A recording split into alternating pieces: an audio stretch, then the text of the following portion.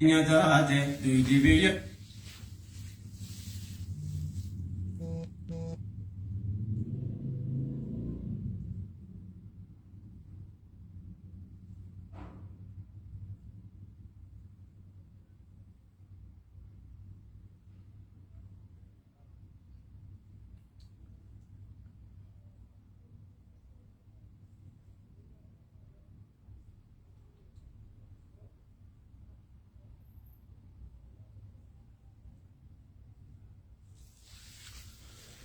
السلام عليكم ورحمة الله وبركاته.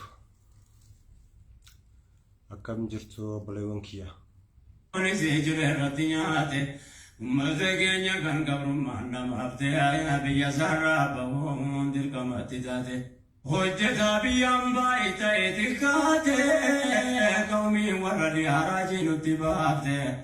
مركزتي لمن هاي أجتي نبلاته شرام بيجلا نباته. وانجر جدنگري قرنه يا ربي غرغر سكي كدنه ربي كنيا سبك ونوركنه يبدك كنيا كم تارون فانستي منه نمني سترا كدوامي دمنه ولدنو قبل يا إلهي يا سكرنه الله يا مولانا توكي جوكين دينكمنا يا سيدي بكنا يا ربي كرقا ورساكي كرنا الله يا مولانا توكي جوكين دينكمنا سيدي بكنا يا ربي كرقا ورساكي كرنا متكنا رب مترانغاي كان ركضاني الدنيا والغاية دبين كنيتو تجانو تتهير ورسان يوم كوبا جبينيا نسجي الدنيا كرومتو نلتي والتهي جتا كان بيكان الردي بيه يوسنا قرنو وجرتم نتيب وايتو كره ومكرغي ونيا كانو تتهي بافريكا كيسا باين يا ربي غرغا ورسكي كدني nama bukalat bi yokoran nondate godan sapore ye bagenya ragate ndurayun Europa arajinu tibate kira warrianu kesana saate arke jara kesa wanitate tate dilan tijarte durati gargarte juftani addatin gargarnu bajate binen siloni se ko padem tunyate kana fabomun jabate ibana mate ya murmuti nafne ya rabbi gargar sake gadanne. السلام عليكم ورحمة الله وبركاته. أكم جرتو بليونكيا بيا كيساك بيا على جرتن.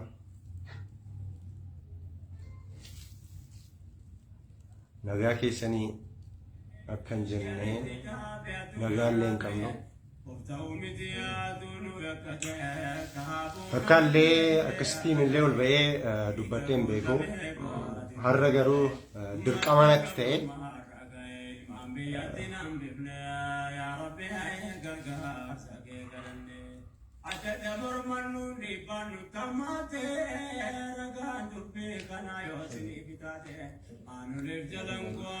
هرواي بلوتك يا منايدا سعودي عربية كيستي درارما جرانرا دبچو فندوفه hagan danda'e beekee osoo hin taane isin caalaa beekee osoo hin taane waanan dubbachuu qabuu fi waan natti dhaga'ame xiqqoosee dubbachuu barbaade anis bifa naa danda'ameen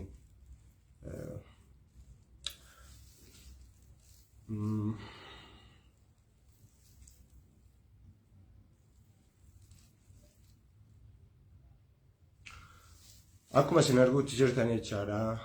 Ijoolleen keenya hedduu rakkachaa jiru, hedduu miidhamaa jiru.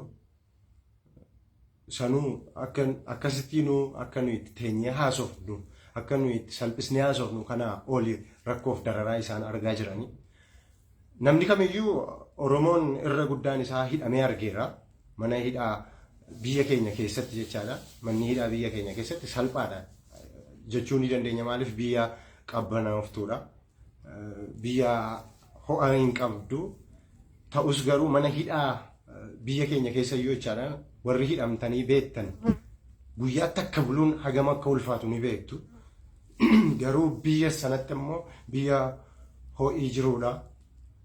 Biyya akka malee ho'isaa akka gammoojjiidha Saudi Arabiyaa jechuun. Namni asitti hidhamee arge rakkoo biyya sanaadha hagam akka ulfaatu tilmaamuun nama rakkisu jechaadha. Kan nuyi guyyaa takka biyya keessatti hidhamnee akkasittiin dararamnee rakkannu kana mitiiti. Mee yaadaa jara immoo gaafa isaan waggaa haga kana hidhamanii ta'an waggaa tokko ol waggaa lama waggaa sadii warra hidhamee achi keessatti rakkachaa jiru. Obbolaawwan keenya kun beekaa biyya keessatti illee dalagachuu dadhabanii roorroon itti hammaatee wanti isaan dalagan bu'aa dhabee fi jechaadha. Baqataniiti ka biyyaa ba'anii irra guddaan isaanii hambaa qurxummii fi hambaa allaattiiwwan gammoojjiiti. Irra guddaan isaanii miillaan kan isaan deemanii obbolaawwan meeqa of biraa dhabanii achi ga'anii. Kana biraan nama meeqatu eeggata biyya keessaa jara kana. Nama meeqa namoota ilmoo qabantu jira. Namoota haadhaaf abbaa isaanii gargaarantu jira. Namoota harka jaraa eeggatan meeqatu biyya keessa jira. Har'a garuu sun hundi hin jiru jechaadha. Maaliif jarriyyuu gargaarsa barbaadaa jiru. Warri har'a mana hidhaa sana keessa jiranii babbareedoo turan dakka ijoollee babbareedduudha ka deemte. Har'a garuu yoo ilaaltan qaamni isaanii hundi badee jira. Ijoollee isin kaleessa fuula isaanii bareedaa fuula isaanii nama gammachiisu kan isin beektan sana miti jechaadha amma gaafa biyyatti galan. Daa'imman osoo ta'eetii yaa gogaan qaama isaanii deebi'ee fi nama noormaalii akka keenyaa kana ni ta'u jennee henna. Jarri kun namoota gurguddaadha. Already qaamni isaanii illee badee buraaburree bakka qaamni isaanii buraaburree ta'eera jechaadha amma. Kana biraan yaada namni tokko gaafa wal bira taa'uyyuu ho'i qaama isaatii gaafa ho'i akka malee jechaadha. Manuma hidhaa xixiqqoo biyya keessaa nuyi itti hidhamne iyyuu jechaadha. Yoo hin dhiqanne yoo huccuun jijjiirranne fooliin hagama akka nama rakkisu ni beektu. Kana biraan garuu ijoolleen keenya jechaadha. Hidhamuun isaanii iyyuu bareedaadha. Haa hidhaman haa jennume. Hidhamuu sana biratti nama du'e wajjin namni guyyaa 3-4 buluummee yaadame hagam akka nama cinqu hagam akka nama dhiphisu reeffa namaatii wajjin gaafa raftume osoo isin ta'ime reeffa namaa bira jechaadha sa'aatii takka turuufuu hagam nama rakkisa hagam isin dhiphisa. Garuu ijoolleen keenya Saa'udii jiran reeffa waliin guyyaa 3 guyyaa 4 bulaa jiru. Akkamitti dhiphachaa jiru jettanii yaaddume. Bara mootummaan amma Oromoodha jedhu kana dhiisaati jechaadha. Bara wayyaanee sana iyyuu jechaadha. Bara Haayila Maariyaam faayyuu yeroo namni Saudi Arabiyaa biyyoota Arabaa keessatti hidhamu jechaadha. Hidhameen mana hidhaa keessatti dararabaa jedhanii miti kan yaadan. Dippoort biyyatti nu deebisuu jedhu. Guyyaa sadii caalaan maal? Warras jala jirtan ijoolleen Saudi Arabiyaa turtanii fi warra ammallee Saudi Arabiyaa jiraachaa turtan waan kana waanan sobaa jiru natti hin fakkaatu. Dhugaadha wanti kun. Maaliif guyyaa 3 ol turanii hin beekan biyyatti deebifamaa turanii jechaadha. Garuu mootummaan amma jiru kun an akka yaada kiyyaatti jechaadha. Yaa eeyyeen maakalaawwii biyya keessaa bakka itti toorchi nama godhu cufee jira haa jennu. Kabraallee banatee jira. Garuu immoo biyya Arabaatti akka waan maakalaawwii banatee jiruutti an akka yaada kiyyaatti kan hin fudhadhu. Achitti ijoollee keenya toorchi gochuutti jira. Osoo baasuu barbaadaniiti, osoo biyyatti galchuu barbaadaniiti walitti dhufeenya qabu, wal bira dhaqanii waa'ee biizinasaa fi waa'ee birrii, waa'ee maallaqaa dubbachaa oolu, waa'ee hidhamtoota karaa dhamaa dubbachuu dadhaban. Osoo galchuu barbaadaniiti.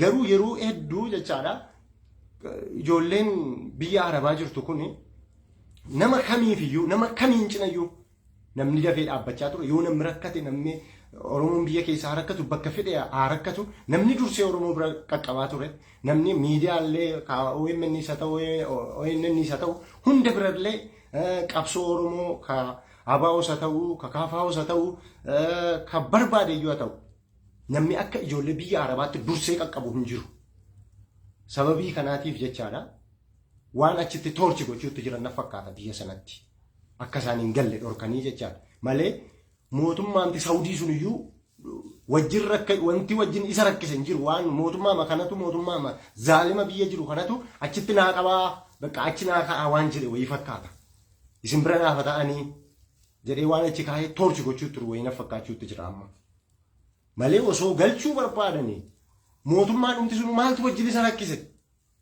mootummaan Saawudii iyyuu silaa ofirraa gashaa dura ofirraa gashaa ture ni gaafa ijoollee keenya qabu beekaa ofirraa dafee gashaa ofirraa dipoorti godhee fidee bar eerpoortii boolee eerpoortiitti gatee deema beekaa har'a maaltu ijoollee keenya haga kanaa wajjin daa'ima xixiqqoo haadholii namoota gurguddaa jaarsa dargaggoota babbareedduu kana gaafa isaan har'a akkasitti dararamanii qaamni isaanii ciccite uish wallaahi akka malee ulfaata akka malee ni qaamuma keessan bakka takka gaafa isinii mallattoo wayii isinitti bahu akkam isin dhukkubame gaafa xiqqoo tokko madaa wayii isin irratti bahee mallattoo isin irratti bahu hagam isin dhukkubsa jara kana immoo laagaa qaamni fuulli isaanii hin jiru qaamni isaanii guutuutti bakki takka bakki fayyaa hafaafii jiru hin jiru already wanti sun waan daddarbu wayiiti nama takka nama fuula nagaadha hin argitu bakka hunda isaaniitti walitti daddabarsaa jiru duraan nama takka argaa turre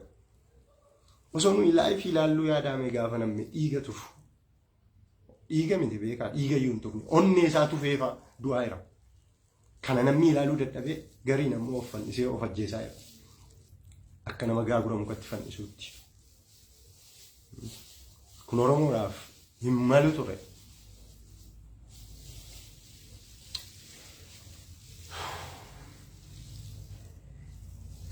wallaahi akka kiyyatti jechaadha namni Oromoo roorroo amma achitti ijoollee keenya irra gahaa jiru kana osoo arguu osoo ilaaluu itti dhaga'amuu dhiisee yoo bira kan darbu ta'e jarrillee dhiifama isinii hin godhan rabbillee wallaahi waan isinii godhu natti hin fakkaatu dubbadhaa ofirraa maal sodaatu maal waggaa kuma meeqa lafarra jiraan an irra guddaa namni tuffachuutti jiru beektota keenyallee artistoota keenyallee maal yoo dubbattan lafaaf mana dhabnennee yoo dubbachaa turreeti maal rakkoo uummata kanaadhaa yoo dubbanne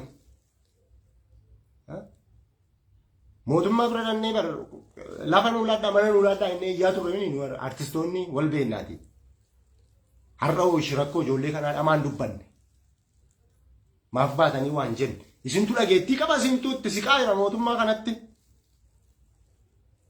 wal beekna artistoota hedduu rakaa mootummaa kana achitti akka malee walitti sittanii waliin jiraachaa jirtan beektota keenyas gaazexeessitoota haa ta'u doktoroota keenyas haa ta'u profeesoroota keenyas haa ta'u hedduu keenya wal beekna waliin illee haasa'ee isinillee dhaggeeffadhee beeka waliin teenyee illee finfinneetti illee waliin haasa'u wal ilaalaa ture walitti dhufeenya isin mootummaa kana waliin qabdan illee isin argee isin quufe dubbattanii waa guchuu osoo dandeessaniiti ka callisuutti jirtan dubbadhaa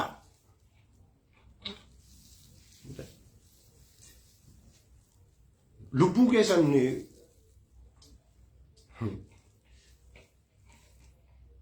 lama baati moo kan keessan wallaahi guyyaa rabbi jedhe hinaftan abadan inuma duutu dubbachuufis dubbachuu dhiifteefis mootummaa kana dura dhaabbattes dhaabbachuu baatteef illee du'i keessirraa nafu guyyaa rabbiin jedhe hinaftu immoo ka kana fide immoo ka sadarkaa kanaan nu ga'e gaafa kumaandi poostiin wallaggaaf gujiirra kaana caal jennee teenya nuyi callisnaan walloo fixuu eegalan ka walloo illee callisne artistii keenya nu jaallannu Riyala ajjeesan osoo nuyi sanaaf illee cal jennee teenyu Amaanu'eeliin osoo namni ilaalu daa'imni xixiqqaan ilaaltu addabaabaayii gubbaatti rasaasaan rukutanii ajjeesan hin callisne. Kanaas nu callisnaan viidiyoon waraabaa Gujii dhufanii mana namaa guban mana hiyyeessaa hayyee jennee usne haga nuyi callisaa deemnu kana nuttuma dabalaa deeme jechaadha roorroon. Osoma kanaan teenyu kumaandi poostii iyyootuu jennu drooniidhaan dhufanii uummata Walloo fixoo eegalan. Dubbachuu dhiisne ammas silaa Wallaggaatti sagaleen rasaasaa sagaleen biikemmii taankii fi kilaashiidhaa jechaadha akka muuziqaatti dhaggeeffatamuu eegale.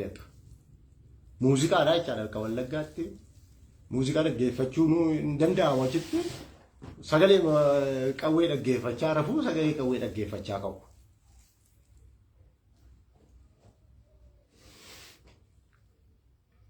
Kana hunda callisuun keenya roorroo nutti dhuftu badii nutti dhuftu usneedhuma bakka si'a tokko tokko anumarraayyuu ka'e nama yeroo hedduu walaloo barreessee poosti godha waan gaafa aaruu gaafa waan natti dhaga'amu jechaadha. Of keessaa baafadhe calleessa si'a tokko tokko feesbuukiin kun iyyuu waan qabsoo keenya nu miidhuutti rullee na fakkaata si'a tokko tokko maaliif namumti hundumtiyyuu akkuma kiyya kana ol ba'ee asirraa iyyaa bakka of keessaa aarii isaa baafate galee rafa. Kana qabsoo keenya akkasitti miti qaamaan itti argamne bakka waan gochuu dandeenyu gochuudha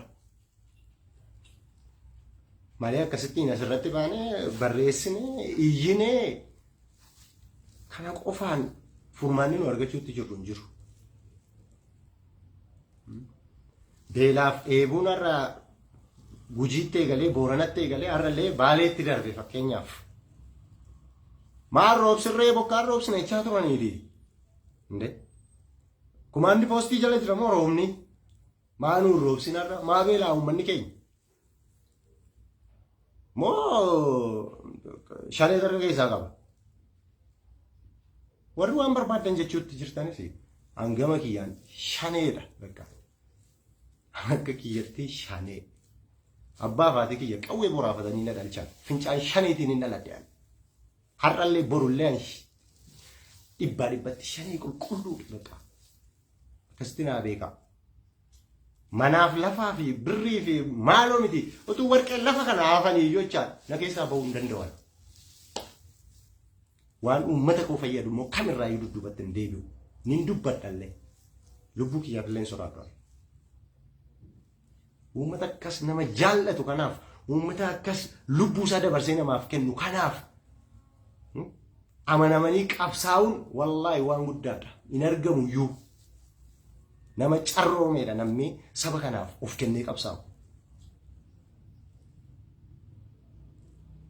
Kanaafuu artistoonni keenyaaf beektonni keenyaa warri mootummaa kanatti sixxan wal beeknaa please rabbii jedhaati. Dubbadhaa. Jijjiirama fiduu ni dandeessu yoo dubbattan inni isinitti amannaa waliin oolaa jirtu waliin nyaattu waliin dhugaa jirtu.